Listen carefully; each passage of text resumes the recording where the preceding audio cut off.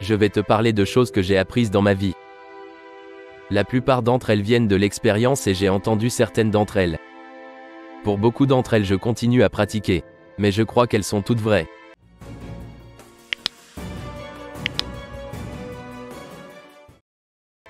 La vie n'est pas facile. Elle ne l'est pas. N'essayez pas de le faire apparaître comme ça. La vie n'est pas juste, ça ne l'a jamais été et ça ne le sera jamais.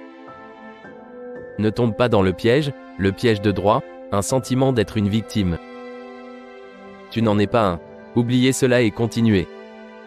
Donc la question que nous devons nous poser est, qu'est-ce que le succès pour nous? Alors quel est le succès pour toi?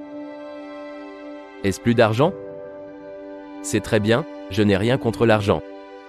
Peut-être que c'est une famille en bonne santé. Peut-être que c'est un mariage heureux. Peut-être que c'est pour aider les autres à être célèbres, à être spirituellement sains. Laissez le monde un peu mieux que vous ne l'avez trouvé. Continuez à vous poser cette question. Maintenant votre réponse peut changer au fil du temps et c'est bien. Il n'y a aucun problème avec ça. Mais faites-vous cette faveur de définir le succès pour vous. Quelle que soit votre réponse, ne choisissez rien qui puisse vous mettre en péril. Priorisez qui vous êtes, qui vous voulez être.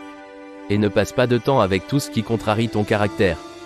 Soyez courageux et répondez à cette question, quel est mon objectif?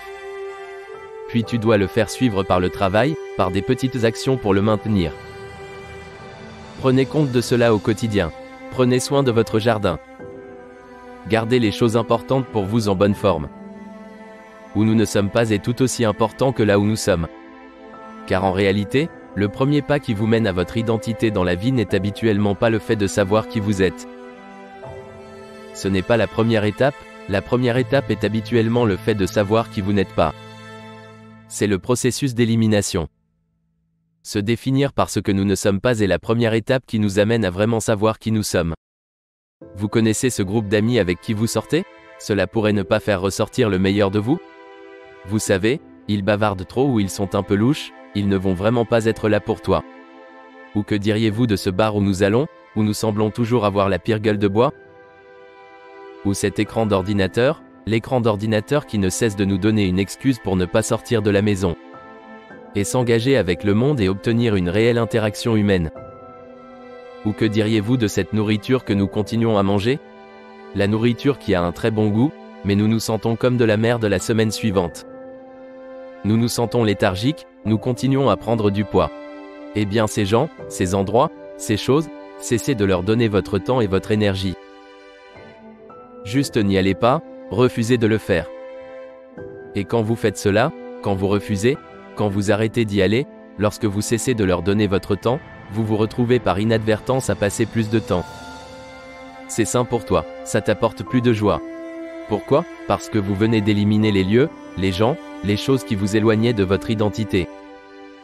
Croyez-moi, trop d'options feront de nous un tyran. Alors débarrassez-vous de l'excès, diminuez vos options. Si vous faites cela, vous aurez accidentellement, presque innocemment, cet objectif que vous poursuivez tant. Mettez en face de vous ce qui est important. Et pour cela, vous devez appliquer ce processus d'élimination. Je rappelle, savoir qui nous sommes est difficile. C'est même très dur.